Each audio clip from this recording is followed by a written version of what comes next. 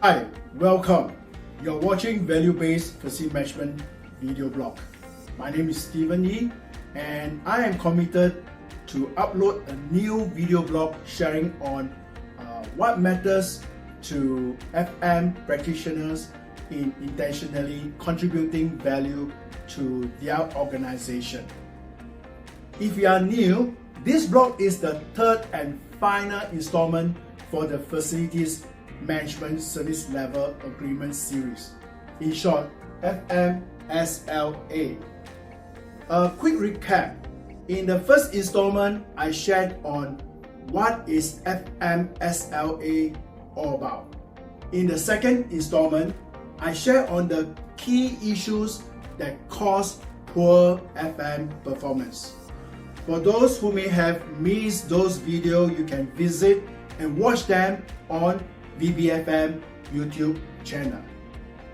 In this final installment, I will be sharing with you on the progressive intervention approaches.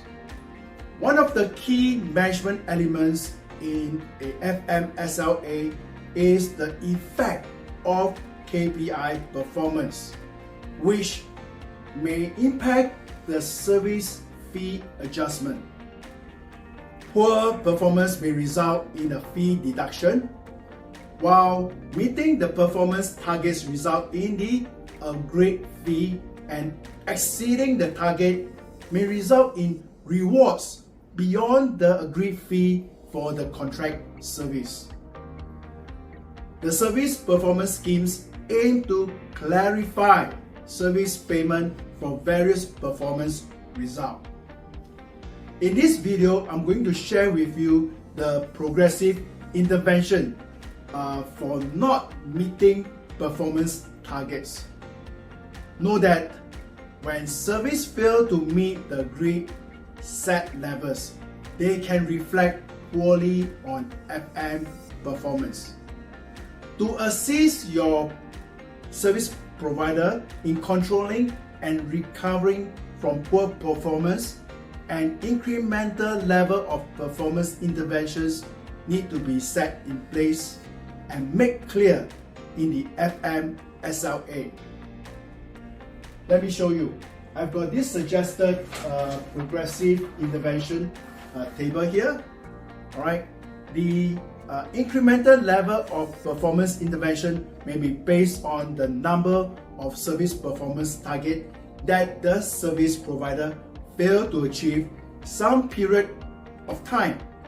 For example, 3 consecutive months in this example here. I've drawn up this suggested progressive intervention table. It's an approach for the levels of performance intervention and the corresponding escalation, okay, by the FM. The left column here lists the number of performance target failure. The rows reflect the number of recurrence, the repeats of the failures to meet the same performance target for the consecutive period. The period could be days, week, or months, depending on the criticality of facilities in supporting your business operation or requirements by the FM. There are 4 interventions actions applied in accordance to failure to meet the number of performance targets and progressive recurrence consecutive period, weeks or months, where the service provider will be served either correction action notice, corrective action notice, instruction notice, and the last resort being termination notice. Okay, let me explain briefly how these notices works.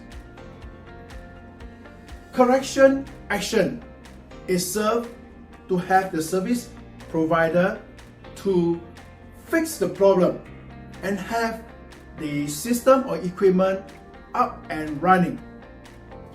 Corrective action notice is served to have the service provider to address the underlying cause of the failure, also known as the root cause, to prevent any future recurrence of repeated failure.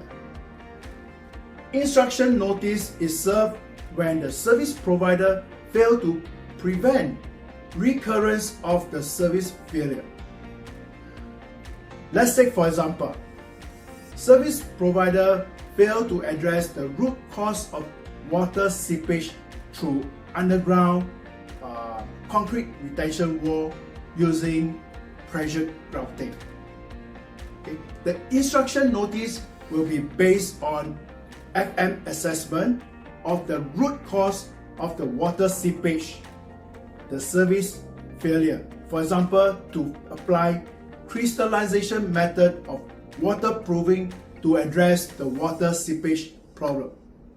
Should the service provider refuse or fail to act on the instruction notice, the last resort is to terminate the service contract. Remember, this progressive intervention is intended to assist your service provider in controlling and recovering poor performance. Remember, your service provider's performance is a reflection of your FM performance.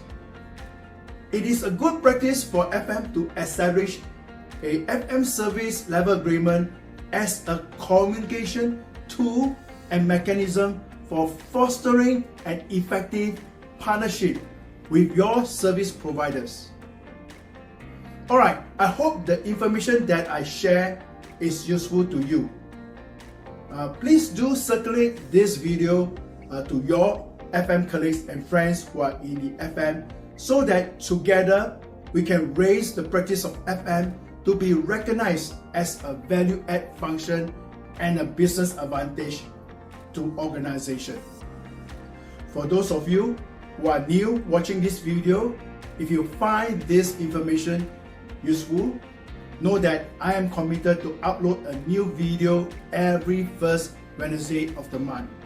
And I'd like to invite you to subscribe to this value-based FM channel, and please do hit the bell icon so that you will be alerted whenever a new video is being uploaded.